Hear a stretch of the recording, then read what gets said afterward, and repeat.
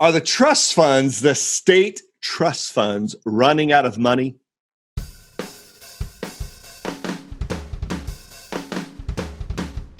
Hey, welcome to the EnvrioTalk program. I'm Travis Bowman. I'm the president of Environmental Workshops. We train environmental professionals around the globe. We've seen about 20,000 register for about 400 workshops that we've hosted on 6 different continents, 20 different countries.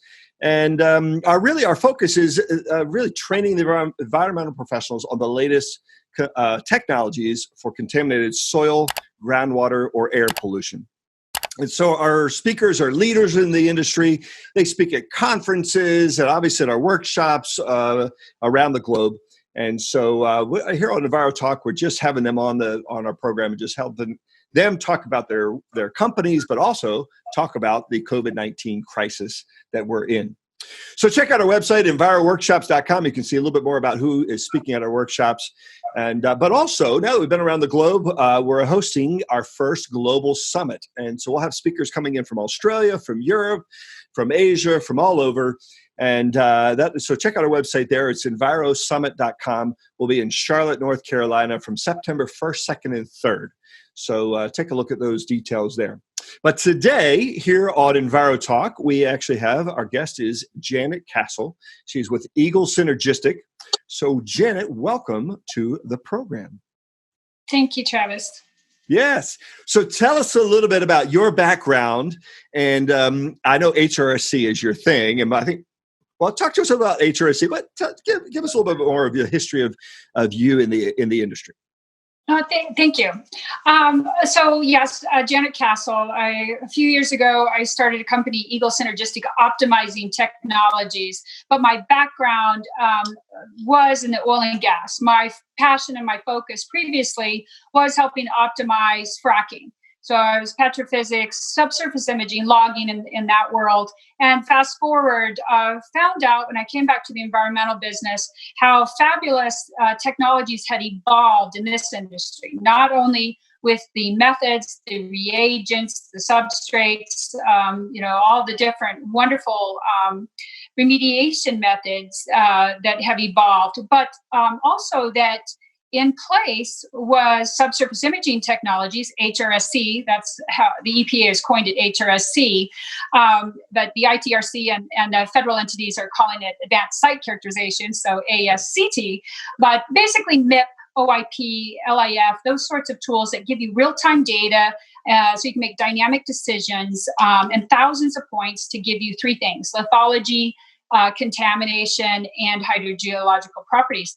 They weren't being used. Very, very limited. I was shocked.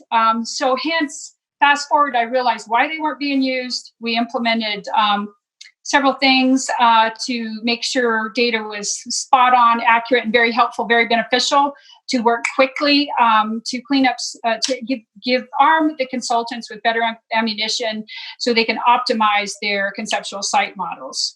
And so hence, Eagle Synergistic was born 2.5 years ago. Love it. Love it. So I know you do a fair amount of trust fund work. Talk to us about some of the work you're doing there and working with some of the states in your neck of the woods. Talk to us about your footprint too, how far you go. Oh, thank you.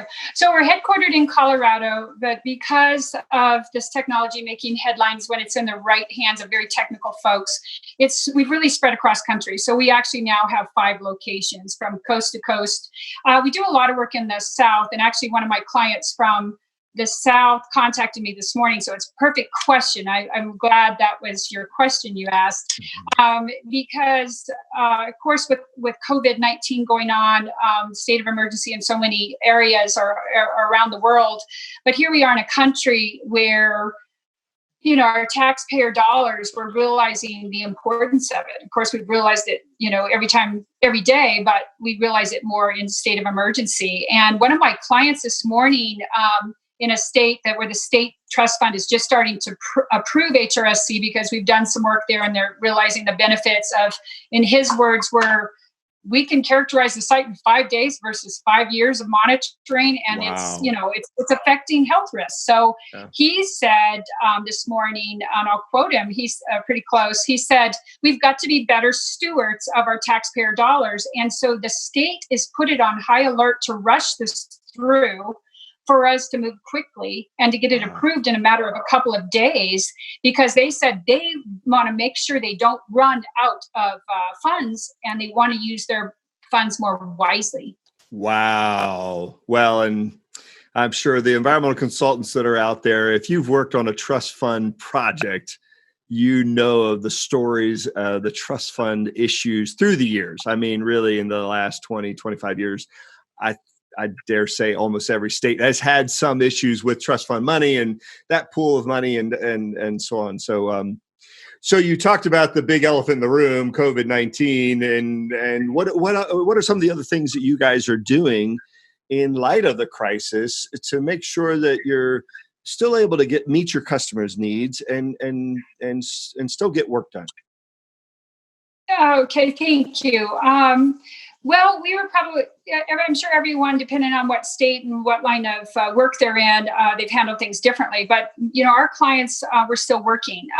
So we were considered essential business. Our drillers, which we hire or team up with to push our technologies into the ground, they had extra concerns at the very first, a few of them with like utilities. So we made a group effort on a couple of sites. We came off of a Superfund site just a few weeks early to get folks home because everybody was at a distance, our clients included. And of course, we upped our protocols like everyone is. So with social distancing and safety and sanitizing.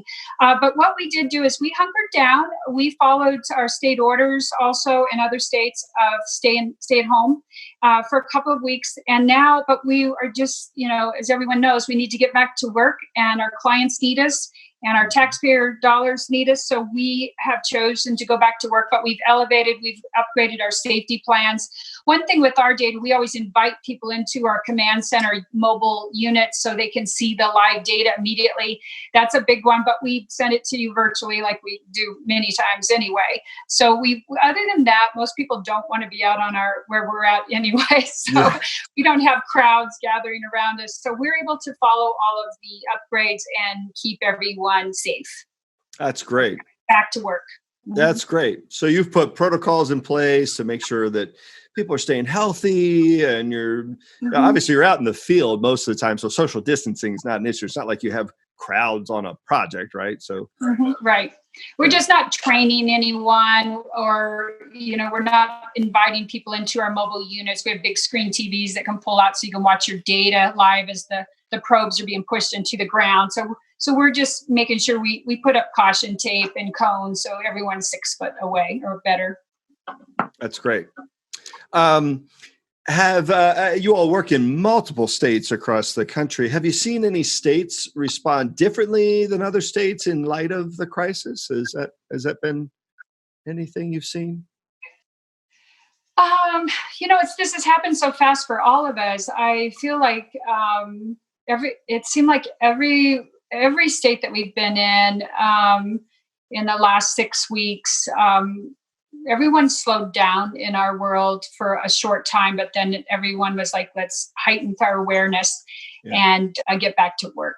So not too different in several states. Nothing different. Yeah. That's what I've been hearing from most of our speakers that have come on the program. I don't think there's been any really one state. I think the one of our sponsors was talking about in California getting permits now for drilling. And I know that's certainly something that's a part of the work that you do, but getting permits, that's a little bit more challenging just because some of those regulators who would sign off on the permit is not in the office. And so there's been a little bit of a hiccup there.